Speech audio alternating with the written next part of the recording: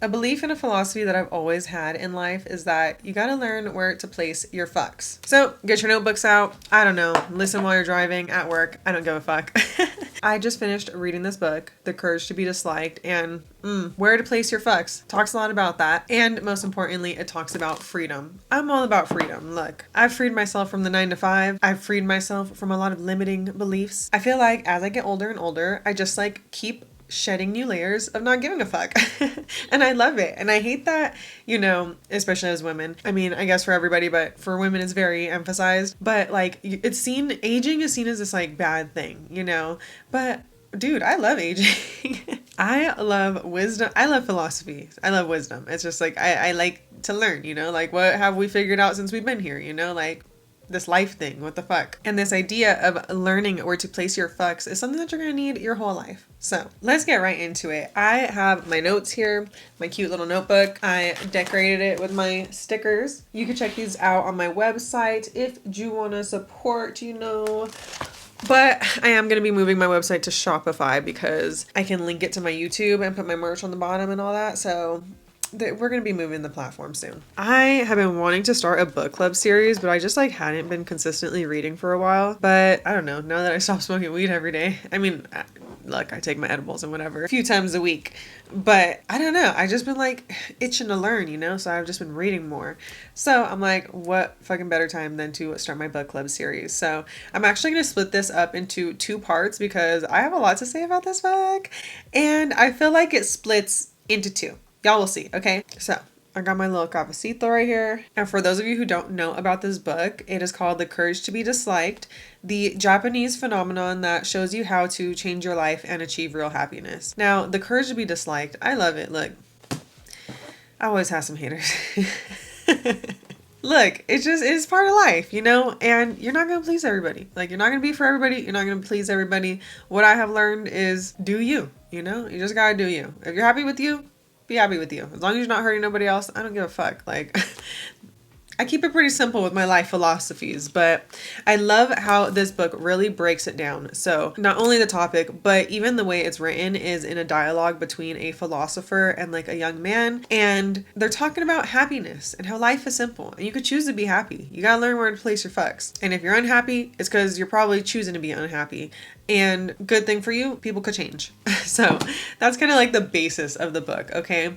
It's based off of Adlerian psychology. So he has I don't know if you would call it like a controversial stance maybe, or a hot take or some shit. Adler is a little different than Freud, okay? We heard about Freud and I don't know, I don't really like, I don't know, some of the stuff he says is kind of like incestual in a way and I don't like it. Like I'm like, ugh.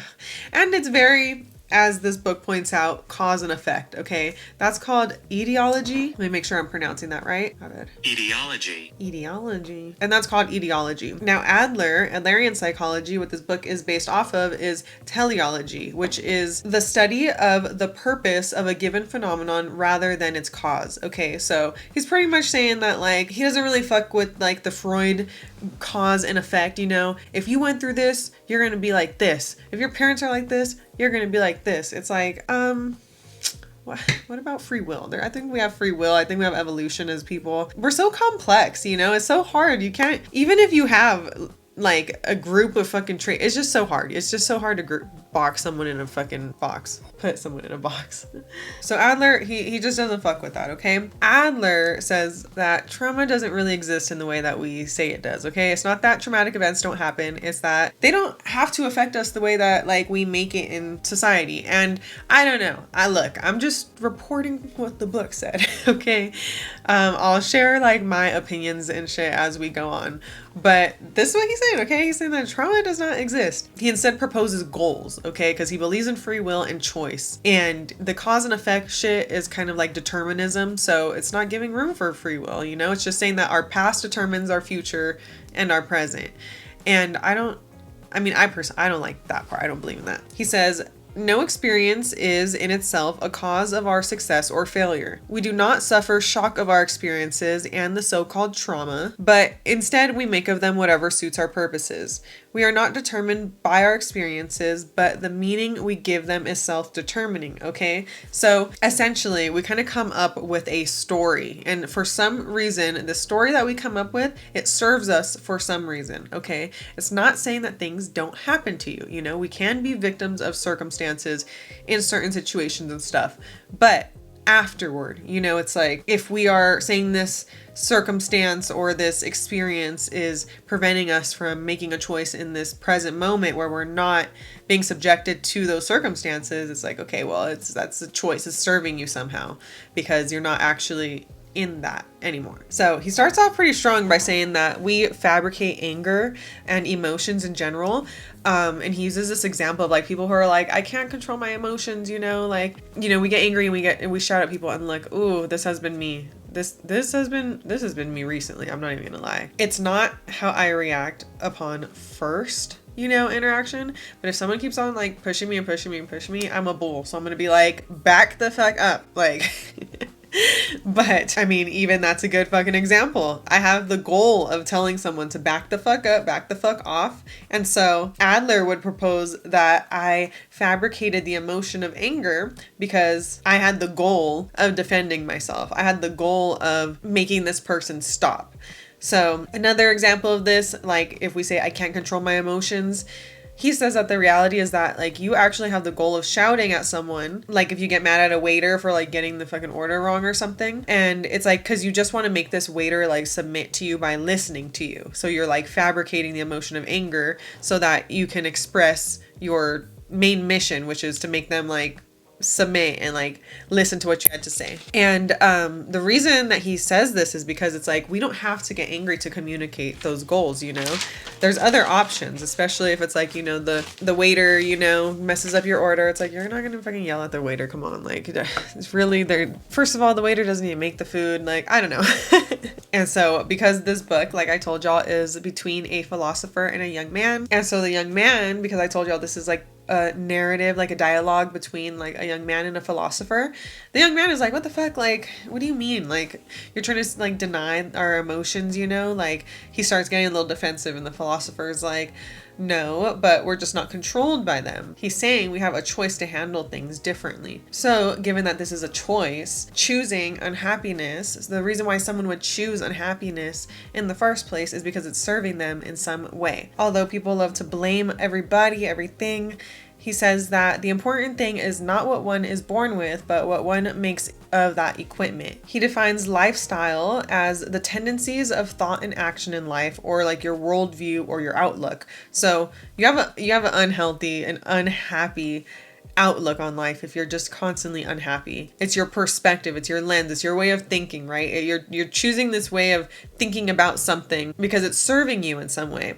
So let's go a little deeper into that, okay? He says people, of course, they want to be happy, you know, they're not consciously making this decision, but although we want change, we know that change is scary, and so it's more comfortable for us to live in this unhappiness rather than to change.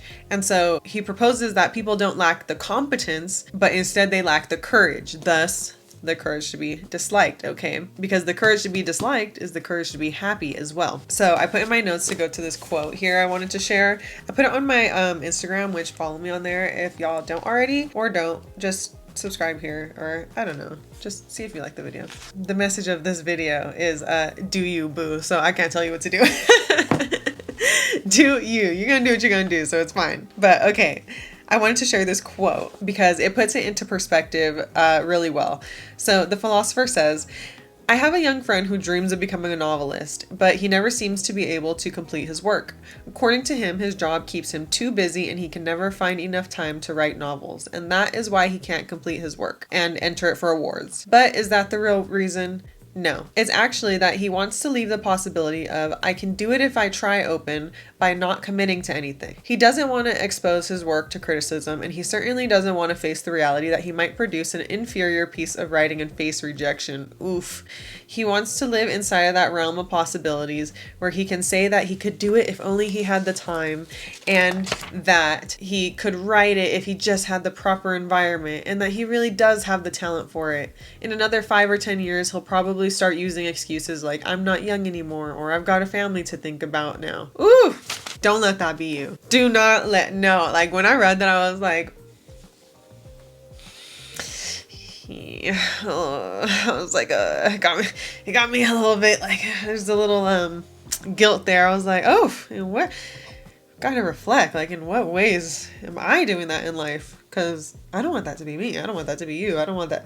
Like, no. I wholeheartedly believe that if God put an idea in your heart, it is your duty to carry it out. Like, and I just think that it's like that's a gift of human life, you know, is to be able to manifest, to create, to do things, you know, to just enjoy this shit. Like, and we have the free will to do so. So, you know, all these like limitations we put a lot of them are just in our head, you know. Oh, like this guy, page 37, you know, the friend. I am not going to be that friend. So now that we've established that we choose unhappiness, right? And that to be happy, you need to have the courage to be happy, you know, and to make the changes and make those choices that would make you happy. But, you know, you're choosing to be unhappy because it's serving you in some way. And usually it's because it's protecting you, because you make excuses out of fear. All right. He proposes that all problems are interpersonal problems. So, you know, all our insecurities and everything like that, it's because we compare ourselves to other people.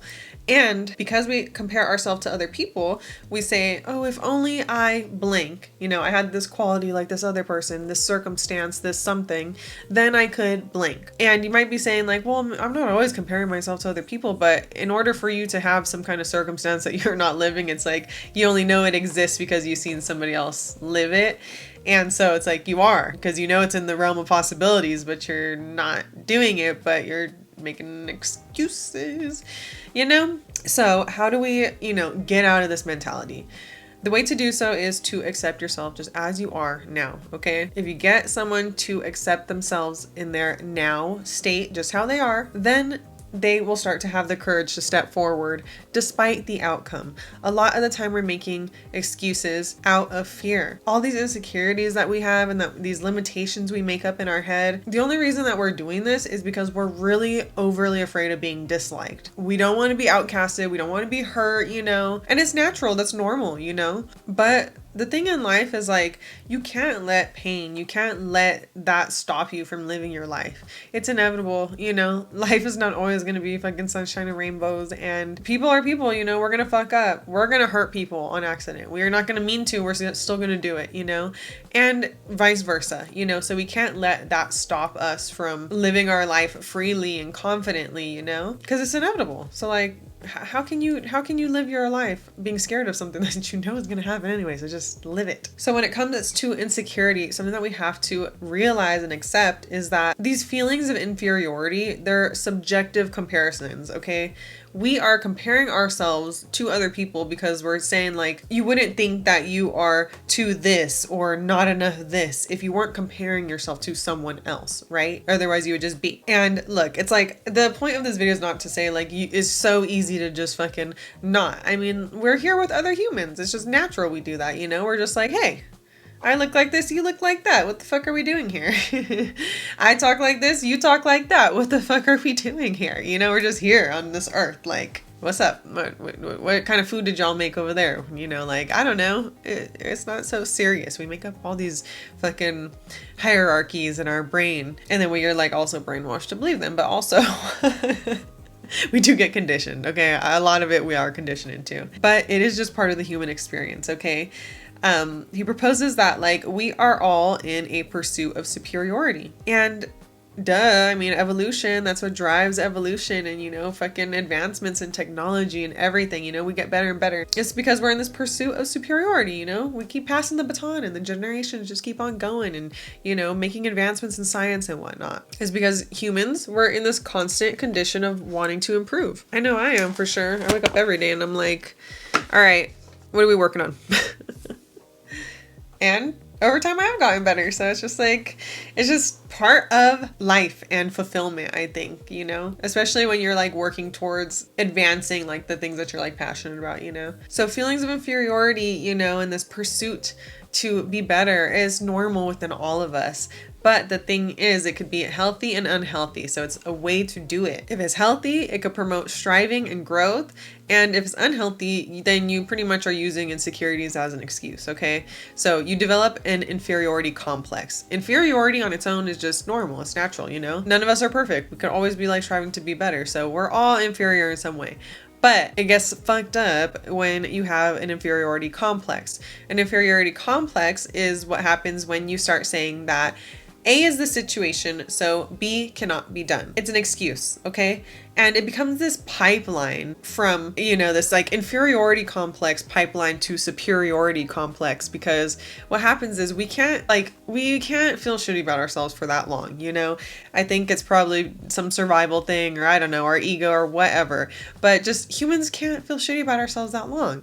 So when we do have an inferiority complex and we're making excuses because you believe that you are missing something, you go and then you try to fill it with other things. It could be designer this, it could be education, it could be beauty, it could be whatever, it could be social status, whatever, you know, the clout, the followers, whatever. The idea is that you're trying to fill something that you think that you're lacking due to this inferiority complex. So you go around kind of presenting like you have this superiority complex, this, or that you believe that you're superior, but you know, you're just fabricating this, you know, feeling of superiority because you're attaching yourself to something that, I mean, has nothing really to do with your value as a human. So it's like the only reason that you're doing it is because you have this like really intense like insecurity that you're trying to like mask. Because, you know, I do believe that like confident people don't gotta say that they're confident and like whatever. Like people who truly like have that confidence, they don't need to like compare themselves to other people. So they're just like, you know, comparing themselves to their best self. There's really like no need to boast.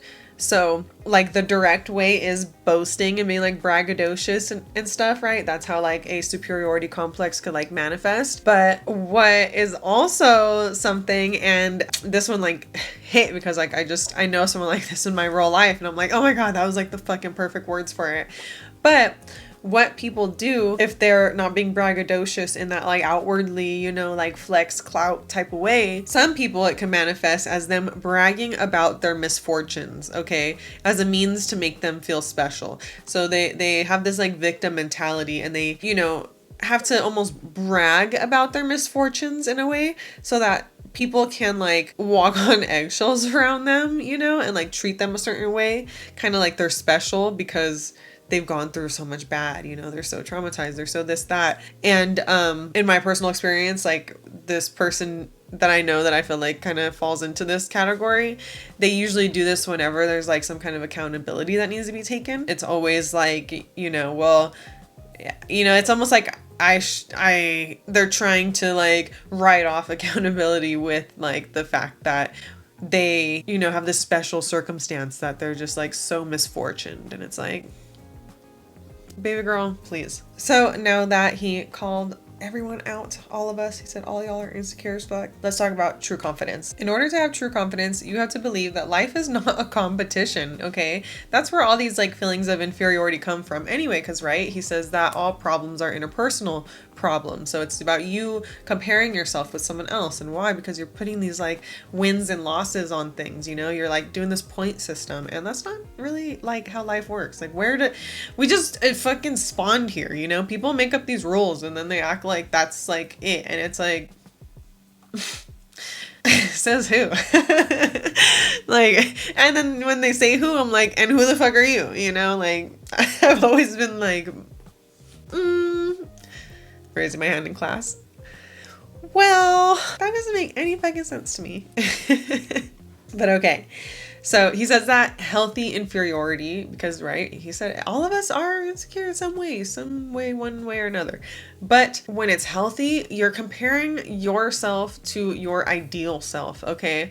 You're not comparing yourself to someone else, because that doesn't even, I guess you're never going to be someone else. And why would you ever want to be someone else? You know, like you're the only you that's ever going to exist. Like, baby, own it. Like, I'm rebranding because for those of y'all who know, like I'm a social media manager and I work in that industry. So I'm rebranding my mindful media. It used to be mindful media. It's going to be Star Socials now because hello, my middle name is Star. Like, and then my art page is Star Studios. So it's like, come on, you got to keep the branding, you know, got to keep the branding. But I love it because like, it's just such a reminder, you know, like we really are the one and only. Like we are literally the one and only that could ever be of us. And it's so fucking amazing. And it's just like such an opportunity to be alive. Like we really are the star of our own fucking show. And you could be that. Or you could be playing like, look, main character energy.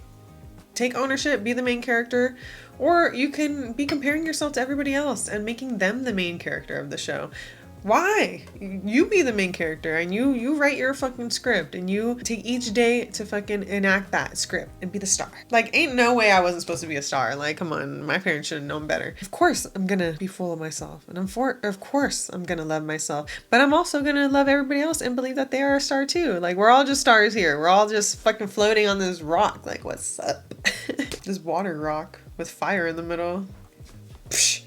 Fuck, I'm about to get super existential. Okay, let me stop. So yeah, this whole fucking inferiority, right? Like we are doing this wins and losses thing in our head and doing this point system, you know? And so you start seeing everybody as an enemy because you think that they're doing that to you. So you're kind of always on the defense. You're like thinking everybody's like judging you and stuff. And no one's thinking about you, to be honest. Like we are so full of ourselves. We're all thinking about ourselves most of the time, to be honest. And even when I do think something of someone, because like thoughts happen, I never really act on them and you know, whatever. It's like the thought happens and I'm like, oh, okay. But when it happens, it's like, it goes, you know, and then I start thinking about my grocery list and whatever the fuck and like back to me, you know? So even if people do, it's really not that big of a deal. It's just a thought. You're lucky if the thought stays a thought, you know? Thoughts are invisible. You don't even know that they're there. It's just like hate comments, you know? I'm like, oh, I could just not be on the app. When you're doing this, you know, and you're seeing other people with their happiness and their wins, it's hard for you to be happy for them because you're seeing them as your competition, you know? And so the way to get out of this funky ass mentality is to see people as your comrades, your friends, okay? You gotta see humans as just, we're here together, okay? Ain't nobody thinking about you like that. Like, I promise you. And if they are, that's weird of them. Like, why is someone so concerned about you? We should be concerned about ourselves, you know? I don't know. I'm concerned about myself. I don't really be thinking about people like that. And if I, like, because what am I going to do? It's not my job. Like, whatever I'm thinking about, that's about as far as it could go. It's not my job. And anything else, that's not my job. And so, of course, you know, when we hear this and we're like, people as my friends, but people always betraying me and people this and people that. And oh my God, you haven't met this person. You haven't met that person. I know. And that's how the young man is in this book as well. But the philosopher, you know, he replies to him and he's like, you know, because the young man's like, well, what about people that fuck with you? And the philosopher is like, again, with the choices, he says that when people are trying to challenge you, you know, they're trying to do this power struggle thing with you, don't get taken in, okay? Don't let them provoke you. And fuck, it's hard. It's hard. I'm a bull, okay? Like I said, 1 time, 2 time, 3 time, but 4 time, But he really advises not to do this, you know? He's really advising, don't let yourself get taken in by these power struggles because then when you start holding grudges and stuff, it's really only as a tool, again, because he believes everything is a choice. It's serving you in some way. It's a tool to like make others like submit to you. It's a tool like revenge, you know? It's a tool to win, okay? It's that power struggle. The only reason you would want to get revenge on someone is because you're trying to win something, you know? And why is because you believe that people are a competition. And hey, maybe that person challenged you first, okay? But, you know, this is philosophy. It is about wisdom and, you know, doing the right thing as best as possible. But he says that when someone is challenging you, try to just step down from the conflict. Like, don't criticize the other party, you know, and make them believe that you are right, you know, try to prove that you're right. Because as soon as you believe that you're right, you're already like in that power struggle, you know, because you're telling them like, I have to win. When you're trying to prove something to someone, this is not like just a debate, you know, but like someone's trying to really challenge you. It's like, you don't need to fight back with them, even if you truly do believe you're right, because why? Like, The only reason you start fighting with them is because you're trying to make them believe it too. You're trying to win, you know? And again, this comes from seeing other people as like your enemies, you know, not your friends. You're doing the point system. You have to win. The philosopher, he says that we see people as enemies because we're trying to avoid our life tasks, okay? We're trying to avoid pretty much what we're here to do as humans. So he says that humans have two main objectives. The first is to be self-reliant, and the second is to live in harmony with society. We are social creatures. We want to be accepted, you know, we want to feel safe. Like, and you know, it's just like crazy that like, I'm going to go on a quick little side rant about social media, but you know, I feel like social media is like amplifying a lot of like these topics, you know, about insecurity and stuff, because we are constantly being able to like compare ourselves online, you know, and if you're fucking doom scrolling and everything, like you are taking in so many people and probably like so much of like the hottest, most fit, most, I don't know, funny or whatever, outward, I guess, people or whatever. And so, you know, I feel like now more than ever, like there's a lot of more comparison. And also, even though we're like, so, you know, I just am able to post this video and be like, hey world, but although we have the world at our fingertips, like loneliness and stuff is like pretty big, you know, people feel very alone in themselves. And I don't know, it's just like, I don't know, it's just crazy, that duality with like social media coming into play. But anyway, so given that those are our two goals, you know, as humans, we want to be self-reliant and we want to live in harmony with society. The two like conscious like beliefs that we need to have are that people are my friends, like I said earlier, right? Don't see people as your competition. And you also need to, in order to be self-reliant, believe that you have the ability. So he says that we're able to like meet these objectives by living our life tasks. And he separates them by, we have tasks of work, tasks of friendship, and tasks of love. And when someone is not doing well in one of those aspects, it's because they're getting tripped up on the interpersonal relationships in those aspects, you know? They're avoiding something because they don't want to get hurt. They don't want to get shunned. So sometimes they shun themselves and they just stay indoors, you know? They confine themselves indoors. They don't want to get proper training. They don't want to get employed. I don't know. Like it's just it's the depression thing, you know, just being all indoors, thinking there's something wrong with you, or just not wanting to get hurt by other people, you know, which, you know, you can't do. Like we said earlier, you just can't do. It's impossible, right? People are going to disappoint you in some way or another. You're going to deal with some asshole at work, whatever. And so he also goes into the topic of love and like what true love is. And I really love how he puts it. He says that people can truly feel love whenever they feel that whenever I'm with this person, I can really behave freely. And you don't have any like feelings of inferiority or superiority. You know, you're just able to be. And essentially like that's what we're looking for. But you can't like find that in other people. It's like you need to find it in yourself, you know, and just be able to be you no matter where. And I know it's a lot like easier said than done. Like sometimes I just don't be my full self because I'm like, I already know I'm about to be too much for this person. And I'm just like, I don't even want to like deal with the reaction. But I don't know, maybe that's just something I need to, you know, work on because it's not my job to, you know, perceive or judge me like for them, you know?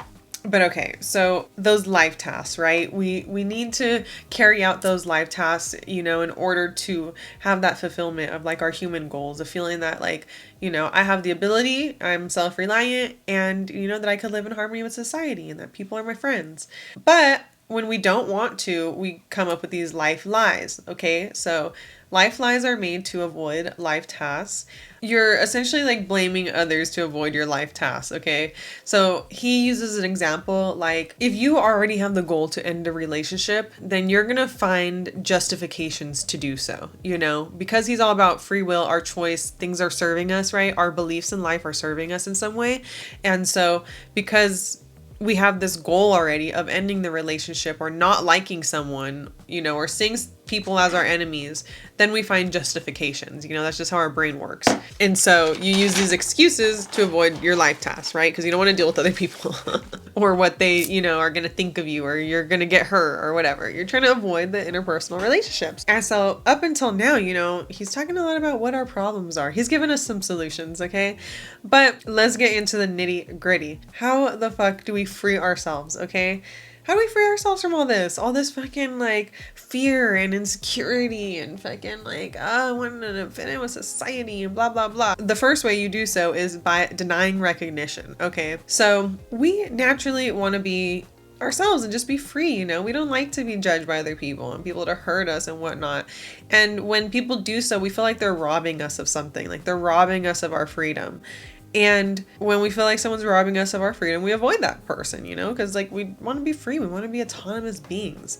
So unfortunately, you can't just avoid people for the rest of your life. We need people, you know, but in order to have healthier relationships, you got to deny recognition.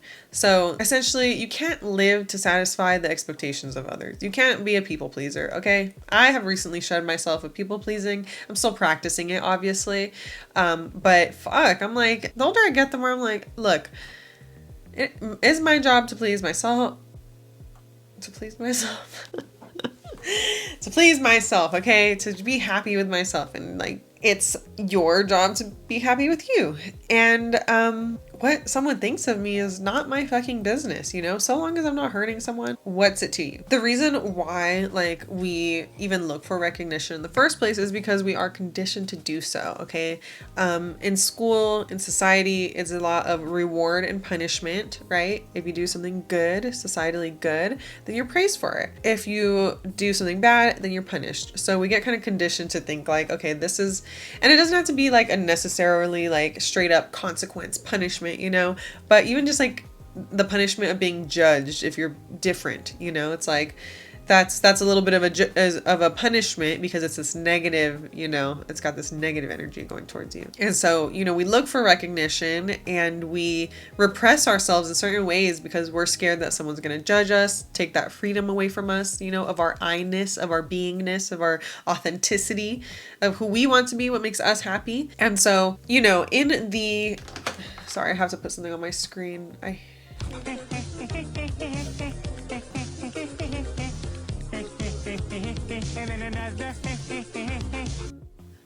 Do y'all know where that's from? So the young man, right, he's like, at this point, he's kind of like in the story, like, well, what? You're just like saying to be selfish, you know, and just like do whatever I want and have like no regard for others. And it's not that he's saying like to act without regard, but you got to separate tasks. And I love this part because that's pretty much what I'm saying about like, you got to learn where to place your fucks, okay? You got to understand whose fuck is it to give, right? You got to understand whose fuck is it to give. And when you learn that, you mind your fucking business, okay? He says that most troubles that we have come from intruding on other people's tasks, okay? And what do you mean, whose tasks, right? Like, how do I know whose task is whose? How do you know what you should give a fuck in, right? He says that you know by who's going to receive the result of the choice made, okay? Me wearing what I want to wear, doing my hair how I want to do my hair, having my nails how I want to do my nails, whatever, I don't know, any other action I make, if it only affects me, that is only for me to give a fuck about. If someone else is giving a fuck about it, it's not their task. Why are they so concerned with what I'm doing when they're not receiving the result of that choice, you know? And anything else, that's not my job. Now, the thing that happens is that people love to make judgments and say that it's for someone else's own good. This plays out in a few ways. Obviously, like one way is like parents, you know, of course, parents always want to do things because they're, you know, they know best and whatnot, quote unquote. But most of the time, what they're saying for their child's own good is not really for the child, you know, like parents want to force their kids into certain career paths or certain lifestyles. And, you know, the kid could kind of sense that deception. Like the kid could see that it's really the parent just trying to control, you know, and for the parent to feel like they're doing what their version of a good parent is, you know, and what would look good in society and whatnot. And so a lot of the time when the parent is trying to like intrude and step over the child's tasks, right? Because ultimately the child's lifestyle and the child's, you know, education and the child's career and stuff. Remember, how do you separate tasks is by understanding who receives the result of that choice made. The child does, right? And so although even if it can come from love and whatever, like a lot of time parents step on the child's tasks. And so it's not that we can't influence, you know, and encourage and whatever, but ultimately you cannot force and control people because it's not your task to do so, even if it is your own child. And we also just do this in society and stuff, you know, like we have these judgments on what a woman should be and what, you know, you should be this and that and da-da-da, what means this and that, la la la la la. So much shit chatter, you know, but ultimately it's like, just do you, you know, because like you could for everything you could prove does something in life, you could prove it the other way around too, you know?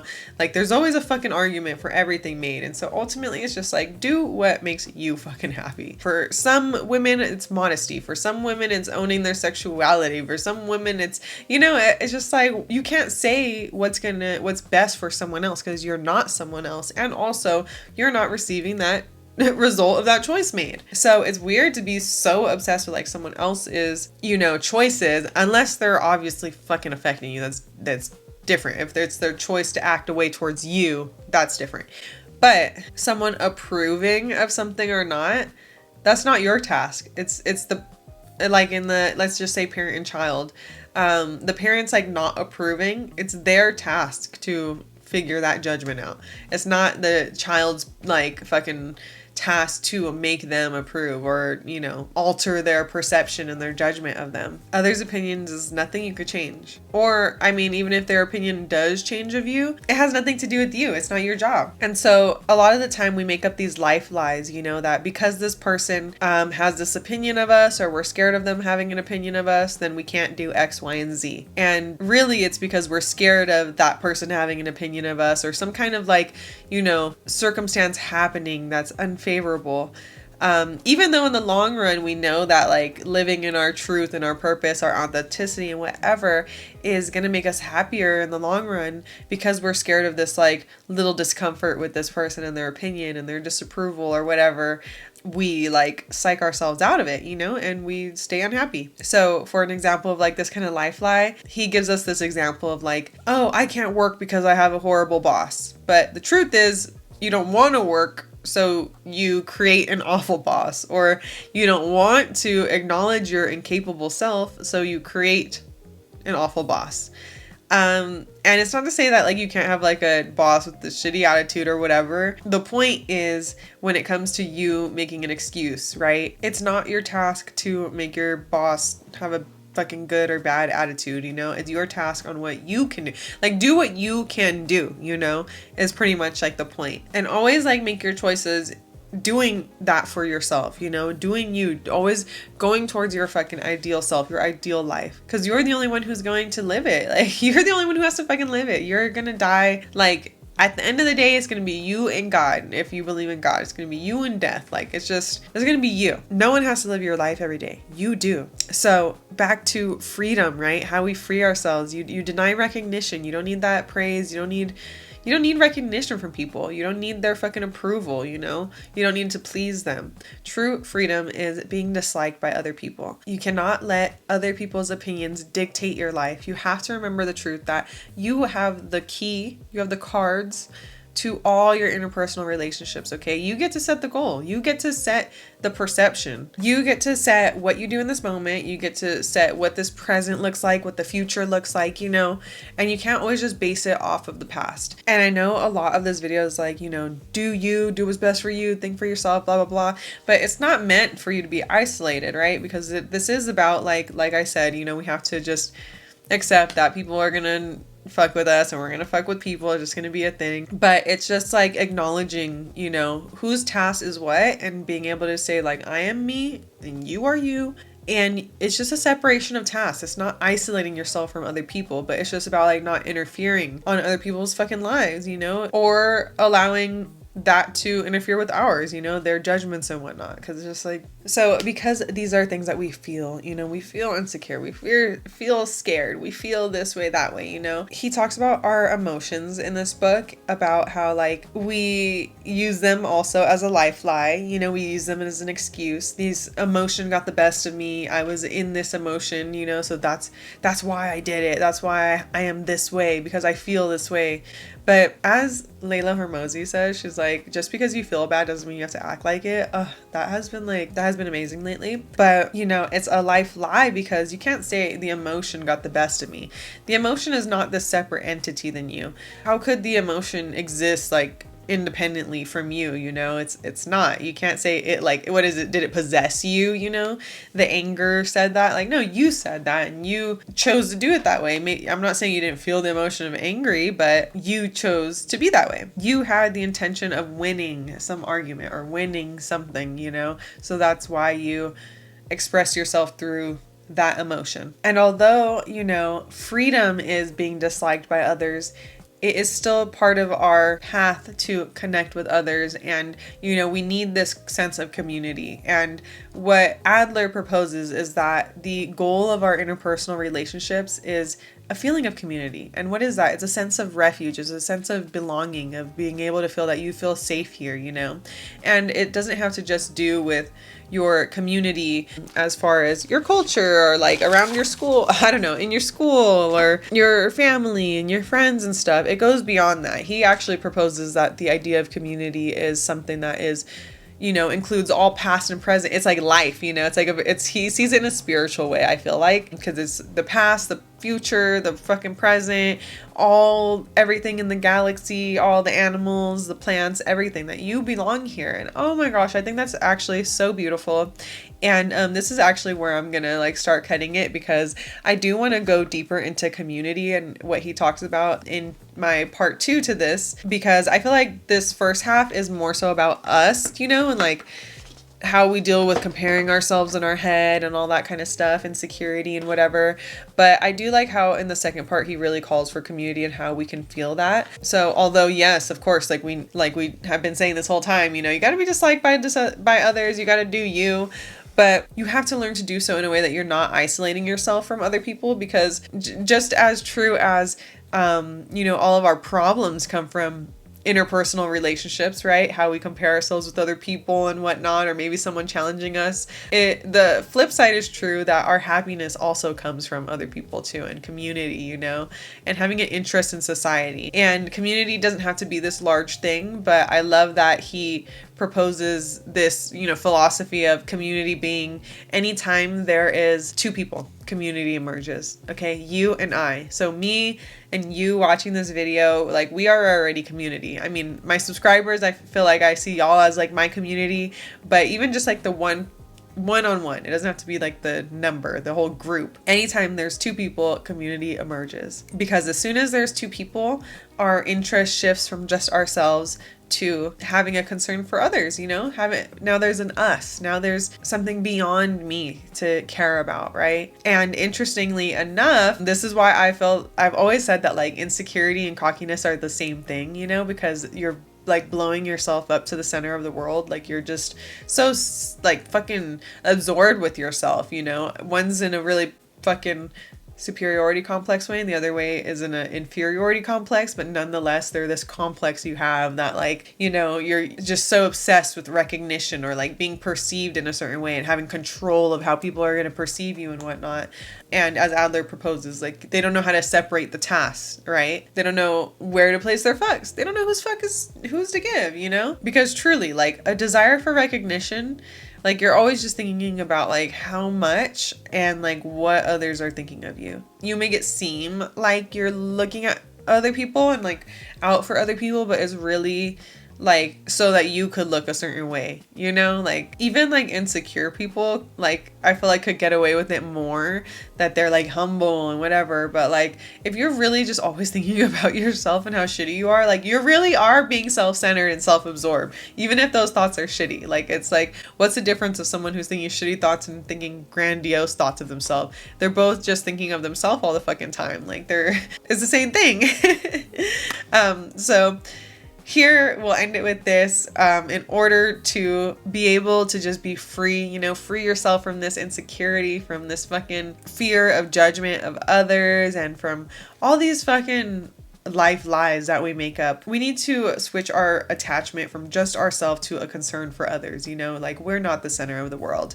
It's a balance, it's a dance that we play, you know, because allowing ourselves to be disliked by others also allows space for us to be loved by others too. Because if we are being freely ourselves, fuck it, people are not going to agree with it. But the people who do, they're going to really, really fuck with you. Like this book, like Define Love, you know, of that feeling of just being able to freely be yourself with no feelings of fucking wins and losses and doing all this point system in our head. When we're able to free ourselves from that, we're able to just really be in love, you know, be in love with our friends, be in love with our family, be in love with our fucking selves. Like, and that's freedom to me, you know? So I hope that this video came right on time. 2025 is right around the corner, and I feel like within these past like 6 months, I've really freed myself. I freed myself from like being this daily smoker every day, being so reliant on weed, being so reliant on what certain people in my life thought about me. And I've just really freed myself from that. And like,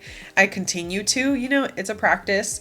But I've never like, I feel so good. Like, I feel good in my skin, you know, I feel happy. I feel like I've started to dance more again, you know, I've just been like lighter and just like, it is what it is. And I am who I am and I love who I am. I love what I do. I love how I do it.